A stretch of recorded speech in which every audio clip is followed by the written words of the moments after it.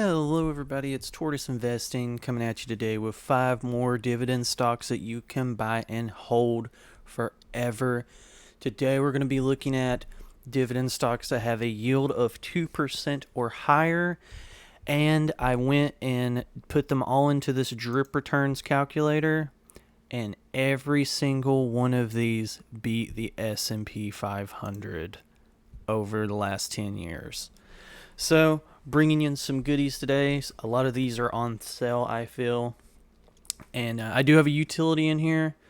No worries. Let's just go ahead and show you how this works. You literally just put in a ticker, the dates, and it brings up the return totals, all the information and stuff that you would like to have. I'll have a link for this into the description if it's something that you want to play around with.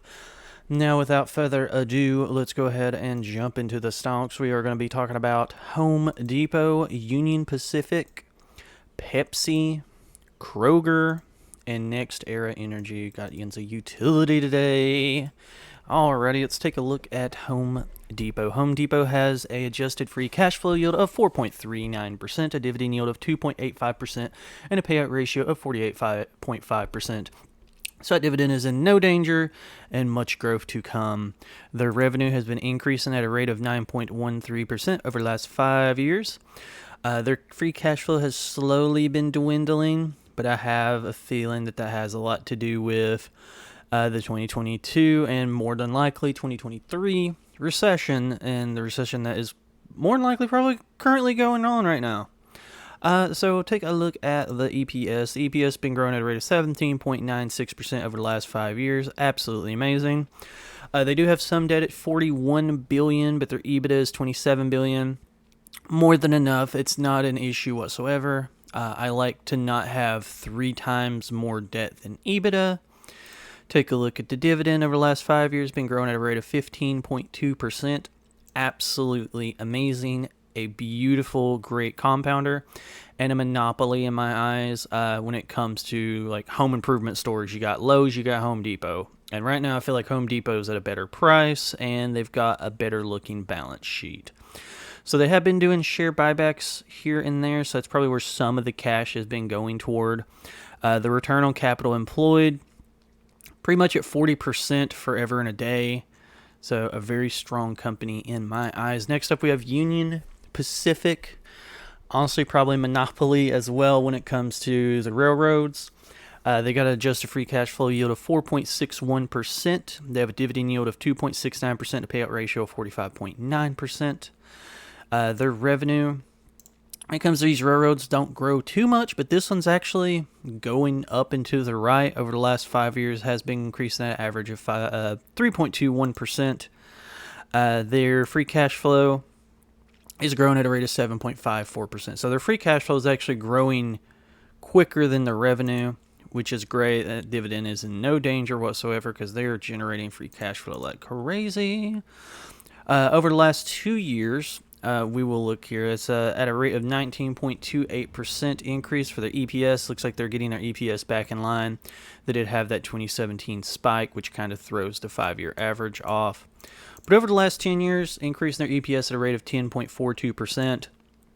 Very, very nice. And that dividend has been increasing at a rate of 12.23% over the last 5 years. They have been doing share buybacks like crazy, which is what I'm pretty sure what the debt comes from. Debt's at $31 billion. EBITDA is at 12.5, so again, falls in that 3 times range. And the return on capital employed is around 14, 15, 16 areas. So a very strong industrial company in my eyes. I like Union Pacific. Next up, we got Pepsi. Pepsi's got an adjusted free cash flow yield of 1.98%. They have a dividend yield of 2.76%. I do not believe that is actually their payout ratio. That is a bit high. I think their payout ratio is more like 70%, somewhere around there. Let's go ahead and look that up for you just to be sure. Pep dividend.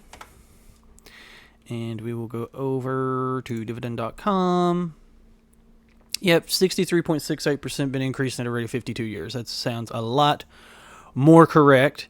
Anyways, Over the last 5 years, the revenue's been increasing at a rate of 6.34%. It kind of had this little flat zone, but it looks like they are off into the races over the last 10 years, increasing at a rate of 10%. Very nice. They keep a nice little pocket of free cash flow on hand. They don't really grow it, but they keep it there. Over the last 5 years, been increasing their EPS at a rate of 13.53%. Like to see it up and to the right. Very nice, especially for a beverage company. They do have some debt at $35 billion, but their EBITDA is $14.7 billion. So again, no issues there whatsoever for me. Over the last 5 years, been increased at a rate of 6.39%, but they have actually increased how quickly they're increasing the dividend. Increase. Over the last 2 years at a rate of 11.2%, and their last dividend hike was over 10%. So very, very nice. Very nice indeed.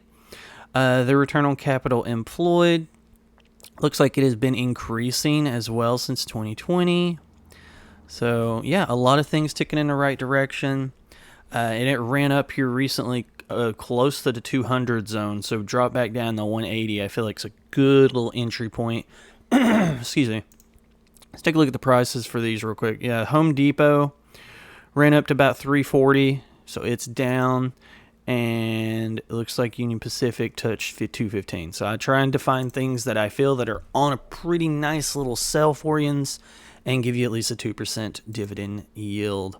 Kroger, we got Kroger here, free adjusted cash flow yield 3.17%. They have a dividend yield of 2.2%, a payout ratio of 32.35%.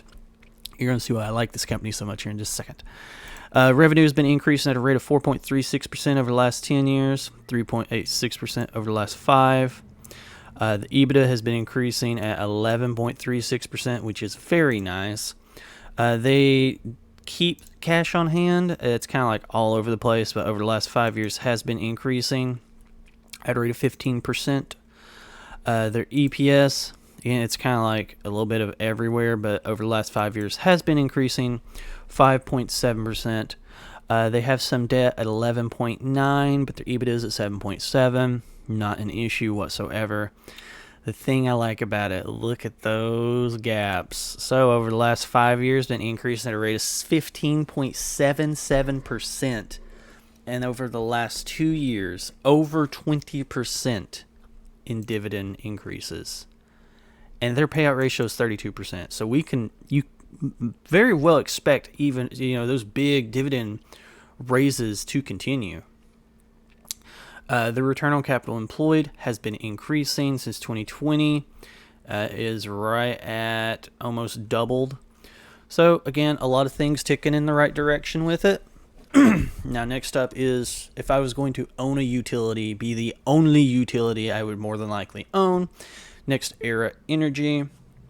When it comes to utility companies, they carry a lot of debt. They don't carry a lot of cash on hand, if any. But let's go ahead and take a look at it. This is a market-beating utility company over the last 10 years, as I shown you with the drip calculator. They have a dividend yield of 2.53%, a payout ratio of 51.7%. The revenue over the last 5 years has been increasing at a rate of 4.04%.